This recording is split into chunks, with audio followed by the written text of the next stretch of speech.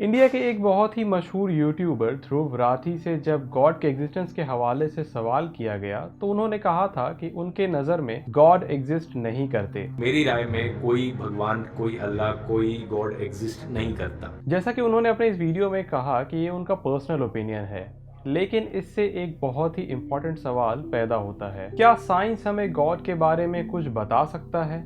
क्या साइंस में कोई निशानी या क्लू मिलता है कि एक क्रिएटर हो सकता है? जावेद अख्तर वाले पिछले वीडियो में हमने ये डिस्कस किया था कि प्रूफ का मतलब क्या होता है और साइंटिफिक, फिलोसॉफिकल और एक्सपीरियंशियल तरीके से हम सच तक कैसे पहुंच सकते हैं। आज की ये वीडियो उसी वीडियो का कंटिन्यूएशन है और इस एपिसोड में हम फोकस करेंगे साइंटिफिक लेंस के ऊपर। साइंटिफिक व्यू क्या है?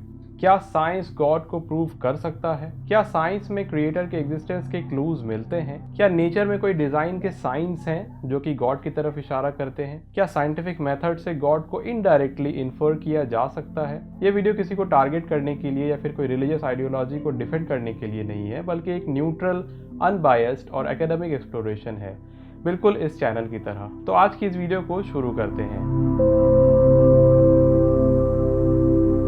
सबसे पहले ये समझना जरूरी है कि साइंस क्या करता है और क्या कर सकता है। साइंस ऑब्जर्व कर सकता है, मेजर कर सकता है, टेस्ट कर सकता है, प्रेडिक्ट कर सकता है और फिजिकल चीजों को एक्सप्लेन भी कर सकता है। लेकिन साइंस कभी पर्पस को एक्सप्लेन नहीं करता, ना ही ये कर सकता है। साइंस मेटाफिजिक्स को एड्रेस नहीं करता है, ये मोरालिटी को डिफाइन नहीं करता है, मीनिंग प्रोवाइड नहीं करता है। मिसाल के तौर पर साइंस बताता है कि आपका दिल कैसे धड़कता है, लेकिन वो ये नहीं बताता कि आपकी लाइफ क्यों मीनिंगफुल है। साइंस H2O के केमिकल स्ट्रक्चर को एक्सप्लेन करता है, लेकिन ये नहीं बताता कि वाटर यानी पानी एग्जिस्ट ही क्यों करता है। तो इसलिए जब हम ये सवाल पूछते हैं कि क्या साइंस गॉड को प्रूव कर सकता है, तो इसका ऑनेस्ट जवाब ये है कि साइंस बहुत रेयरली ही कुछ प्रूव करता है, बल्कि वो सिर्फ बेस्ट एक्सप्लेनेशन ढूंढता है। इसलिए असली सवाल ये बनता है कि क्या साइंस गॉड को एक बेस्ट एक्सप्लेनेशन के तौर पर सजेस्ट करता है, और यहाँ से बात इंटरेस्टिंग हो जाती है। सबसे पहले बात करते हैं बिग बैंग की।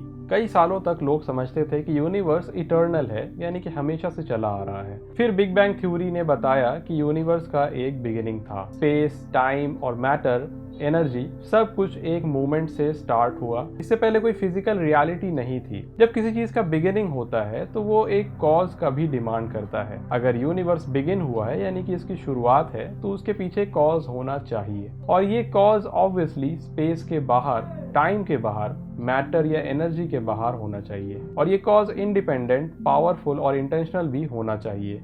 ये क्वालिटीज अक्सर क्रिएटर से कनेक्ट की जाती हैं। समझने के लिए सिंपल रियल लाइफ एग्जांपल से समझिए। आप एक अंधेरे कमरे में बैठे हैं और अचानक से एक लाइट बल्ब ऑन हो जाए। आप ऑटोमेटिकली सोचेंगे कि किसने स्विच ऑन किया। लाइट अपने आप नहीं जलती। बिग बैंग बिल्कुल उसी बल्ब के ऑन होने की तरह है। सवाल ये है कि किसने स्विच ऑन किया। अब बात करते हैं fine tuning of the universe की। ये बहुत ही स्ट्रॉन्ग साइंटिफिक क्लू माना जाता है।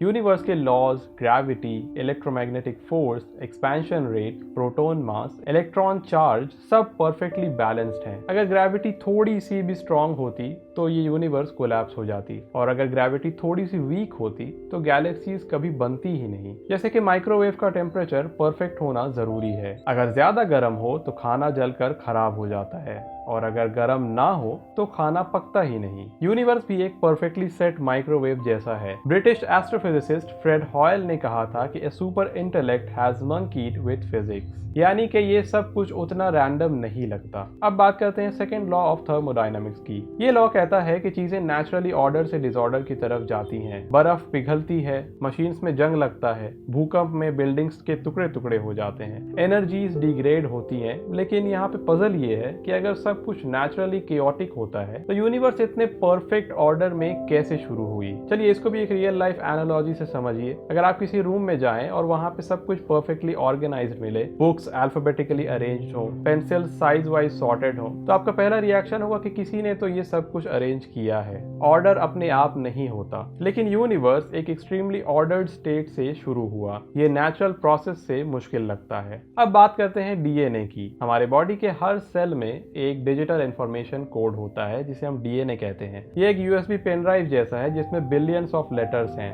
प्रॉपर सीक्वेंस है और प्रॉपर इंस्ट्रक्शंस हैं। इंफॉर्मेशन रैंडमली अपीयर नहीं होती। Codes require a coder.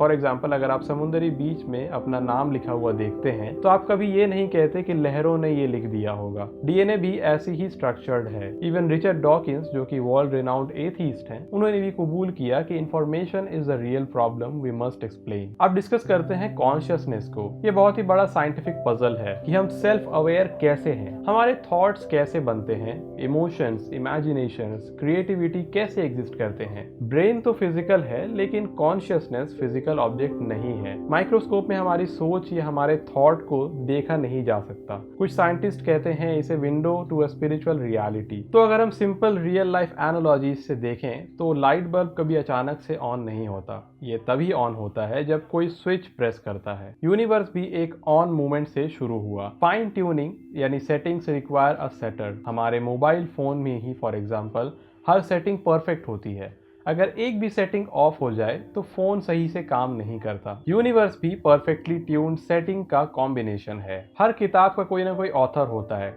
DNA एक परफेक्ट इंस्ट्रक्शन मैनुअल है। ऐसा मैनुअल हवा में तो नहीं बन सकता। थर्मोडायनेमिक्स से ये एनालॉजी समझ में आती है कि चीजें खुद परफेक्ट नहीं होती। पजल पीसेस हवा में उछलकर परफेक्ट इमेज नहीं बना सकते। ऑर्डर के पीछे हमेशा एक इंटेंशन होता है। तो क्या साइंटिफिक मेथड डायरेक्टली गॉड को डिटेक्ट कर सकता है? साइंटिफिक मेथड नेचर के अंदर काम करता है, लेकिन गॉड बाय डेफिनेशन नेचर के बाहर है। तो डायरेक्ट मेजरमेंट मुमकिन ही नहीं, मगर साइंस इफेक्ट्स को स्टडी करता है और बेस्ट एक्सप्लेनेशन प्रपोज करता है। जैसे कि हम ग्रेविटी को डायरेक्टली तो नहीं देख सकते, हम उसके इफेक्ट्स को देखते हैं। सिमिलरली कई थिंकर्स कहते हैं कि गॉड को डायरेक्ट नहीं देखा जा सकता, मगर उनके साइंस और इफेक्ट्स समझे जा सकते हैं। जैसे कोई डिटेक्टिव क्राइम सीन पर कॉज के बारे में अंदाजा लगाता है बिना इंसिडेंट को देखे। साइंस भी एविडेंस को देखकर कॉज का अंदाजा लगा सकती है। अब न्यूट्रल रहने के लिए कुछ काउंटर पॉइंट्स भी डिस्कस करना जरूरी है। सबसे पहले मल्टीवर्स थ्योरी की बात करते हैं। कुछ साइंटिस्ट कहते हैं कि फाइन ट्यूनिंग मल्टीवर्स से एक्सप्लेन हो सकती है, लेकिन मल्टीवर्स का कोई डायरेक्ट एविडेंस हमारे पास नहीं है। ये थियोरेटिकल आइडिया है फिलहाल। एवोल्यूशन डीएनए के चेंजेस को एक्सप्लेन करती है, लेकिन फर्स्ट लाइफ का ओरिजिन अभी भी मिस्ट्री है। कॉन्शियसनेस ब्रेन केमिस्ट्री है, लेकिन अभी तक कोई एक्सपेरिमेंट मैटर को सब्जेक्टिव एक्सपीरियंस में कन्वर्ट नहीं कर सका।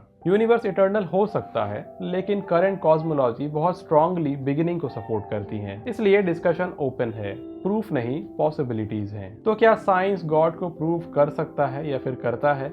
तो ऑनेस्ट जवाब ये है कि साइंस मैथमेटिकल या लैबोरेटरी प्रूफ तो नहीं देता, मगर साइंस बहुत पावरफुल क्लूज जरूर देता है। यूनिवर्स का बिगिनिंग जिसके लिए कॉज चाहिए, laws of physics perfectly set हैं, यानी कि फाइन ट्यूनिंग। डीएनए एक इंफॉर्मेशन सिस्टम जो इंटेलिजेंस की तरफ इशारा करता है। कॉन्शियसनेस बियॉन्ड मैटर एक डीपर रियलिटी पर सवाल करता है। यूनिवर्स का इनिशियल ऑर्डर इंटेंशनलिटी को दिखाता है। ये क्लूज इंडिविजुअली तो कोई प्रूफ नहीं देते, मगर कलेक्टिवली एक पैटर्न क्रिएट करते हैं, एक पैटर्न जो कई लोगों को लगता है कि क्रिएटर की तरफ पॉइंट करता है। तो क्या हम ये कह सकते हैं कि साइंस गॉड को कंफर्म करता है?